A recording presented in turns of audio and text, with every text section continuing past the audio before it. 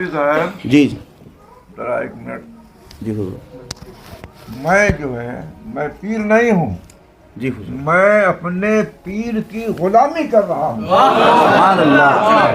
نعرہ تکبیر، نعرہ تکبیر، پیرو مرسی، پیرو مرسی. بے شک حضور نے سچ فرمایا.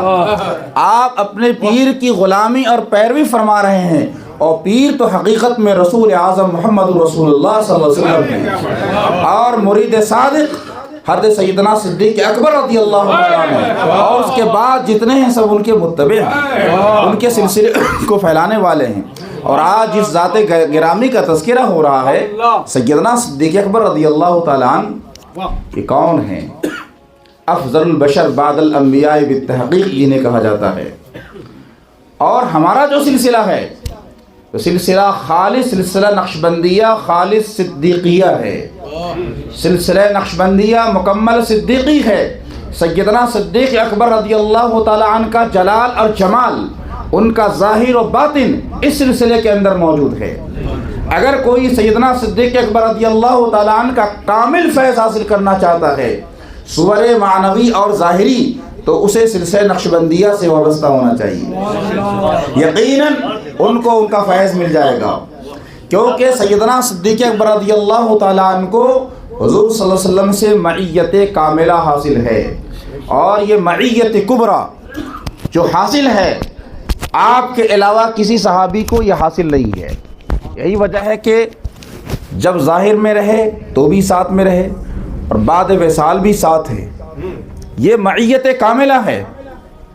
اور توجہ ایسی ڈالی سرکار نے، اور سرکار کا ایسا کرم ہوا، ان کے فیض کا اثر ہوا کہ لوگ پہچاننے سے قاصر رہے کہ آقا کون ہے، غلام کون ہے.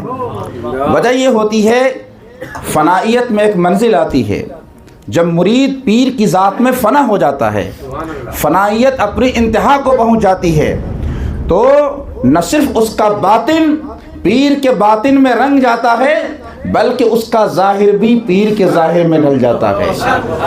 اور توجہ اتحادی جب پڑتی ہے شیخ کی، تو ان کو اپنا بالکل ہم شبیہ بنا دیا کرتے ہیں. اور یہ کیفیت ہمیشہ کے لیے نہیں ہوتی ہے، بلکہ کبھی کبھی ایسی کیفیت طاری ہو جاتی ہے. سبحان اللہ سبحان اللہ. اس زمانے میں ہمارے مرشد برحق کا یہ طریقہ تبلیغ یقیناً دوسرے سلسلے کے بزرگوں کے لیے بھی باعث تقلید ہے کہ آپ اپنے مریدوں کی اس نہج پر تربیت فرماتے ہیں کہ دور سے سمجھ میں آتا ہے کہ کس پیر کا مرید ہے. مشائخ کے طریقے پر آپ اسے کلاه پہناتے ہیں، ٹوپی پہناتے ہیں. ٹوپی پہنانا یہ مشائخ کرام کا طریقہ رہا ہے، لیکن میں دیکھ رہا ہوں دیگر سلسلوں میں لوگ اس کے اہتمام نہیں کرتے، اس لیے کہ رسم پر آ چکے ہیں، حقیقت چھوڑ بیٹھے ہیں. لیکن جب مرید باوفا ہوتا ہے یہاں تو اسے ٹوپی پہنائی جاتی ہے. اور اس کے اندر چار زاویے ہیں، چار گوشے ہیں، جس میں شریعت، طریقت، معرفت، حقیقت کی طرف اشارہ ہے.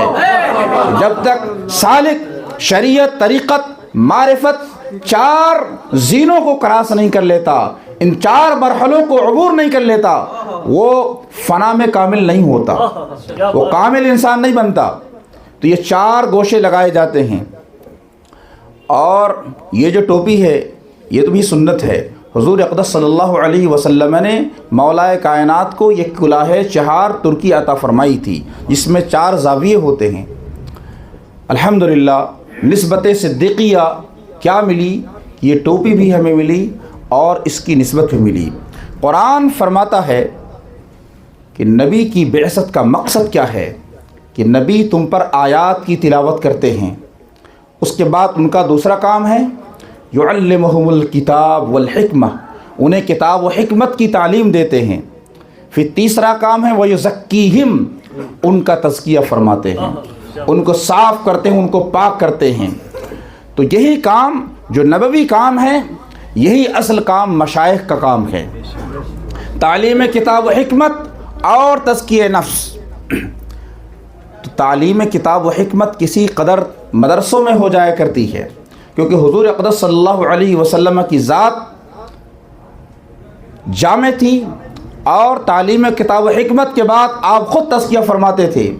لیکن اب مدرسے تھوڑے چینج ہو گئے، بدل گئے، اب ظاہری تعلیم مدرسوں میں ہو جاتی ہے، لیکن تزکیہ کا کام مدرسوں میں نہیں ہوتا، وہ تزکیہ خالی پڑا رہتا ہے۔ اس شعبے کے لیے خانقاہیں قائم کی گئی ہیں تاکہ خانقاہی نظام کے ذریعے سے تزکیہ نفس کیا جائے۔ لوگ سمجھتے ہیں تزکیہ نفس کوئی آسان کام ہے، وہ کسی بھی طریقے سے ہو جائے گا۔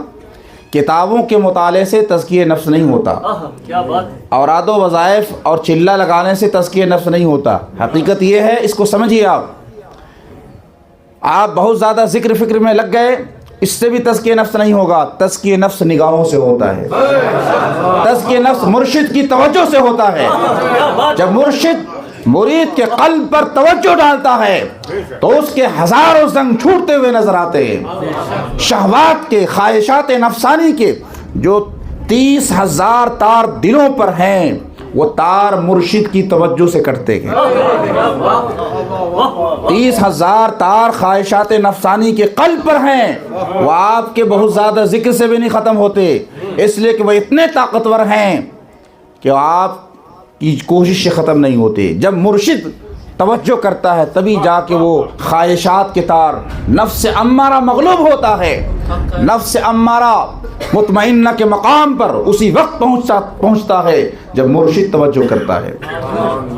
آج یہی کام نہیں ہو رہا ہے، جس کی وجہ سے خانقاہوں میں روحانیت کا فقدان ہے۔ صرف رسوم پر لوگ آ گئے، لنگر چل رہی ہے، بریانی چل رہی ہے، لیکن تزکیہ نفس کوئی کرنے والا نہیں ہے۔ نہ وہاں ذکر ہو ہے، نہ ذکر اللہ ہے۔ آج ہندوستان کو اسی خانقاہی نظام کی ضرورت ہے۔ اگر آپ ہندوستان کو چاہتے ہیں کہ نور اسلام سے منور کریں تو اور کسی طاقت کی ضرورت نہیں ہے، صرف ایک روحانی طاقت چاہیے۔ پورے ہندوستان کے لیے خواجہ غریب نواز والی حکمت عملی چاہیے۔ تو آج بھی ہندوستان بادشاہوں کی قوت سے مسخر نہیں ہوا ہے۔ ہندوستان کی سرزمین کو اگر کسی نے فتح کیا ہے تو خواجہ غریب نواز کی روحانیت نے فتح کیا ہے۔ اور آج بھی ہم اس سرزمین پر، یہاں کے دلوں پر اسی وقت حکومت کر سکتے ہیں جب ہمارے اندر روحانیت آ جائے۔